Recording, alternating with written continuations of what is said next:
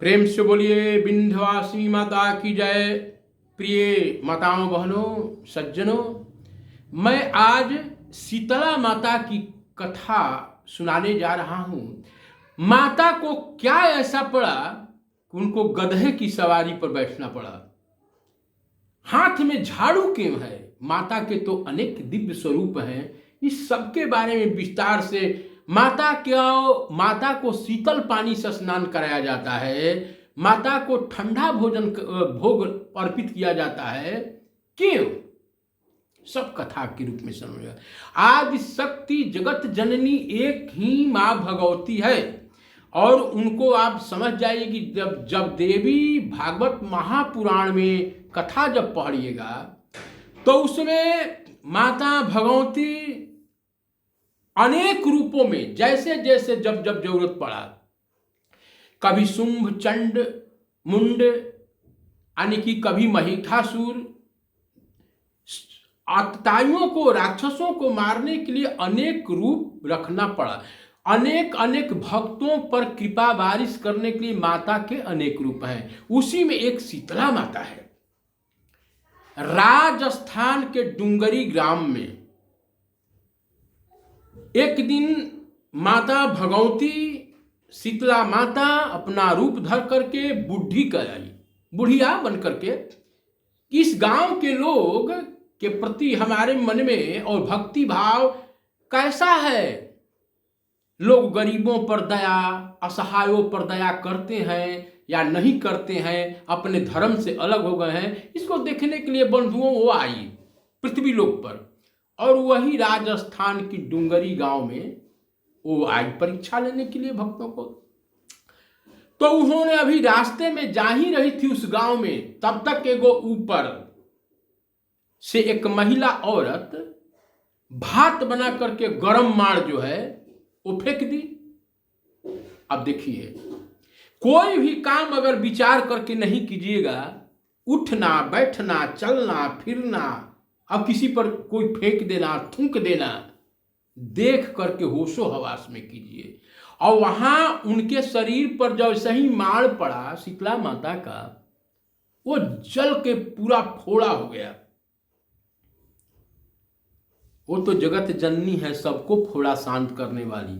लेकिन जब मनुष्य के शरीर को धारण करके आई है तो कथा के पीछे बहुत बड़ी रहस्य होती है।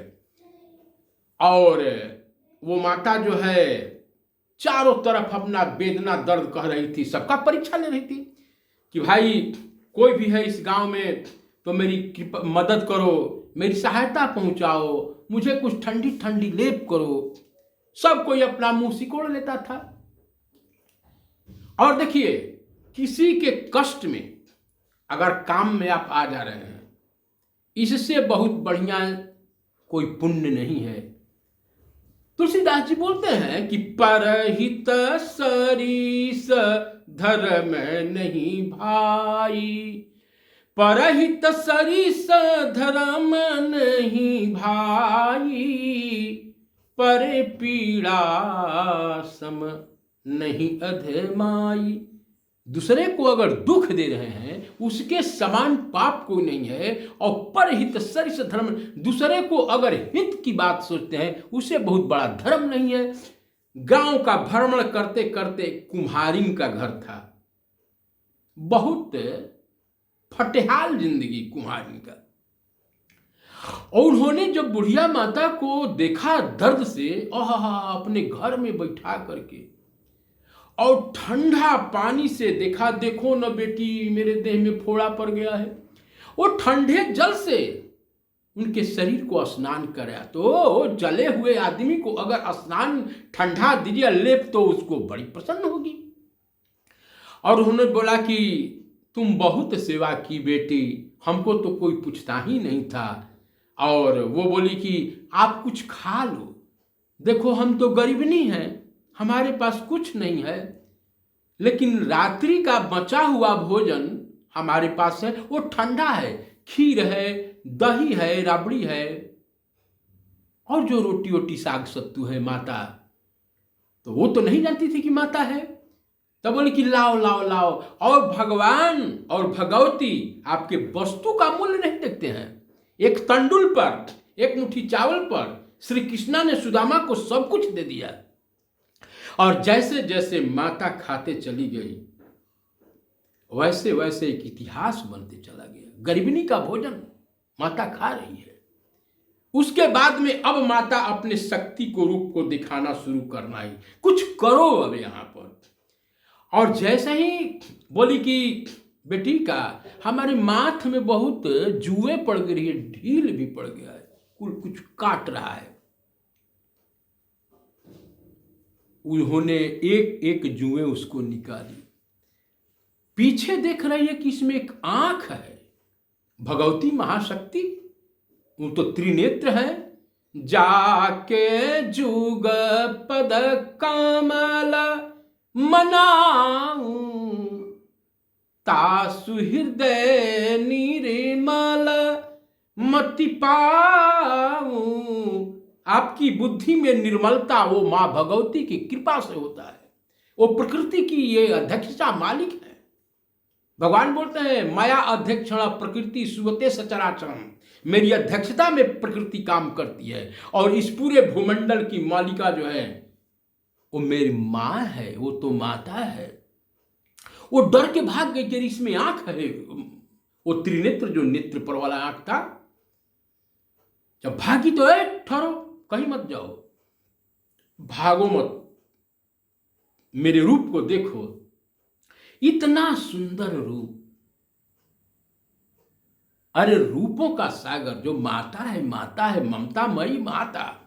रूप को दिखा करके बोला कि तूने मुझे भोजन कराया, तूने मुझे शीतल जल से स्नान कराया। देखो बेटी, मैं परीक्षा लेने के लिए आया था और वो घबरा गई कि इतनी बड़ी माता हमारे घर में आ गई, इसको कहां रोने लगी। माता, आपको बैठने के लिए हमारे घर आसन नहीं है, हमारे यहां आपको बैठने के लिए मैं क्या करूं माते, समझ में नहीं आता। वो जो कुम्हार थे, मिट्टी चाक बर्तन बनाने वाले, पहले कोई ट्रैक्टर इंजन की व्यवस्था नहीं थी। गधा लोग रखते थे, वहां से छोटा मोटा काम लोग करते थे, बैलगाड़ी रखते थे। तो उनके भी घर में जो गधा था। माता बोली कि मैं तो भाव की भूखा, मैं अपना आसन इस गधे पर लगा दिया। आहा, और हाथ में झाड़ू लेकर के बोली, आज के बाद तेरी सारी दरिद्रता को मैं दूर कर रही हूं। इस झाड़ू से तेरे घर के जितने भी दरिद्रता है सबको मैं दूर कर दूंगी। और तूने बोला है मेरे लिए कि आसन नहीं है, बैठने के लिए जगह नहीं है। भक्त के बस में है भगवान, और उन्होंने आज के बाद मेरा गधा ही सवारी रहेगा। एक इतिहास भक्त के चलते भगवान का बनता है। और बोली कि यह शीतल जो जल है, ठंडा जिससे स्नान हुआ है, पूरे घर में छिड़क दो। राजा के इस सब, उसके बाद में उसके घर में स्थिति दिन दोगुना रात चौगुना बढ़ने लगा। और इस बात को वो किसी न किसी सखी से अपना जब बोली, जब किसी न किसी से सखी से अपना बोली, तो ये बात राजा के पास चला गया।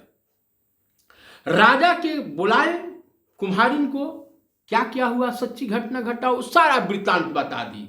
राजा पूरा डूगी दे करके और पूरे गांव में ढिंढोरा दे करके बोले कि आज के बाद शीतला माता को, और शीतला माता देखिए एक और वर्णी कि जिस दिन इस सप्तमी या अष्टमी के दिन जिस दिन मेरा पूजा करेगा, और आज के बाद मैं शीतल और बासी भोजन ही करना पसंद करूंगी, ठंडा भोजन से जो स्नान कराएगा, वो मनुष्य के जीवन में अनेकों विघ्न बाधा चेचक खसरा, वो फोड़ा हुआ था ना, तो आज भी फोड़ा चेचक हो जाता है ना।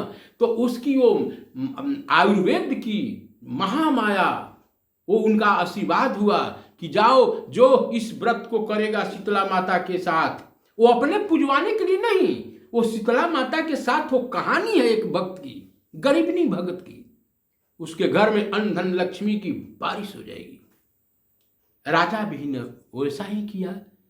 और राजस्थान डुंगरी वाले राजा जो है बहुत बड़ा भव्य शीतला मंदिर बनवाए, जो आज भी विद्यमान है।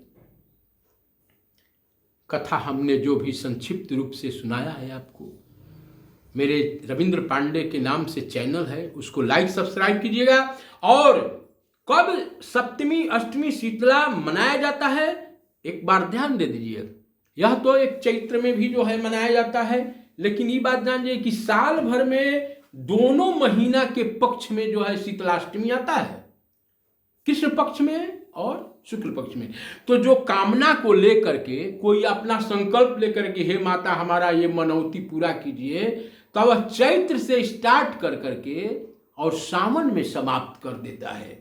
एक व्रत फिर उसके बाद उद्यापन कर देता है उस तिथि का। हमारे वीडियो पर अनेकों रविंद्र पांडे के चैनल पर व्रत त्योहार के बिल्कुल प्रामाणिकता के साथ में उसका समय दिया गया है। हो सके तो लाइक और सब्सक्राइब कर दीजिएगा, नहीं मन करे कोई बात नहीं है। जय श्री राधे, जय मां भगवती।